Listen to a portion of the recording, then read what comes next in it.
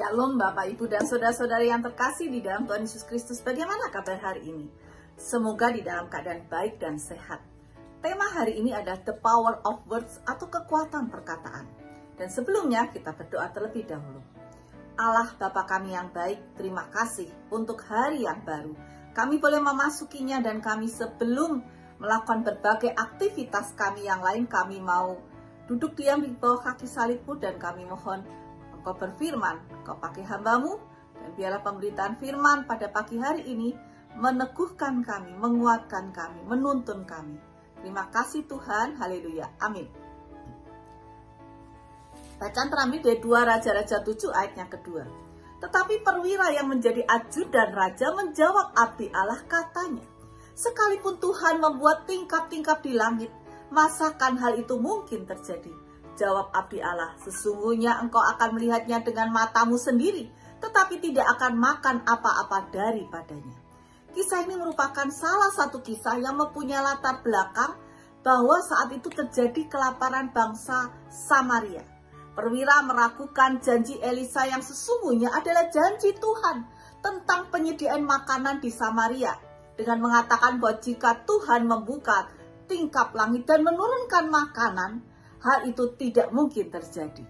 Apa yang dikatakan oleh perwira itu tidak terpikirkan apa akibatnya. Ternyata perkataan memiliki potensi kehidupan tetapi juga kematian. Perkataan itu digambarkan sebagai benih tanaman. Setiap benih tanaman tentu mengandung kehidupan. Dan kalau tanaman mangga akan menghasilkan pohon mangga. Benih salak akan menghasilkan tanaman salak. Dan sesungguhnya mari kita renungkan, tidak peduli apakah ucapan perkataan kita positif atau negatif, membangun atau melemahkan, sesungguhnya kita sedang menghidupi perkataan tersebut.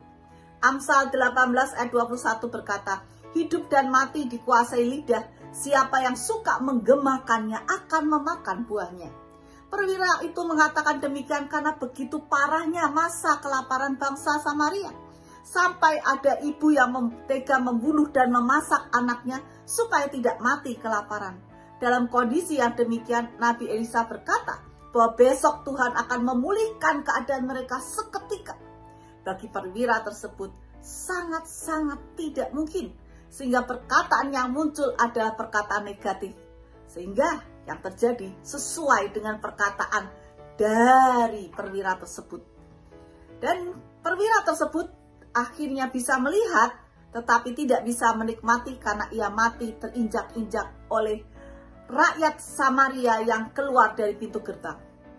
Dan kisah seperti ini tentang kekuatan perkataan tidak hanya ini saja. Terjadi pada kisah Raja Balak dan Bileam.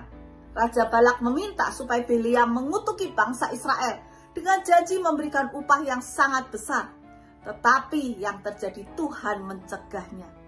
Bahkan malaikat Tuhan ingin membunuh Bileam ketika ia pergi untuk melaksanakan niatnya untuk mengutuk bangsa Israel. Bahkan dalam kisah itu kita juga mendengarkan bahwa keledai Bileam berusaha menyelamatkan Bileam dari ancaman kematian malaikat Tuhan. Dan akhir ceritanya Bileam pun akhirnya tidak jadi mengutuk bangsa Israel. Dan Bileam mati di dalam peperangan bangsa Israel melawan bangsa Midian. Bileam ada di pihak bangsa Midian.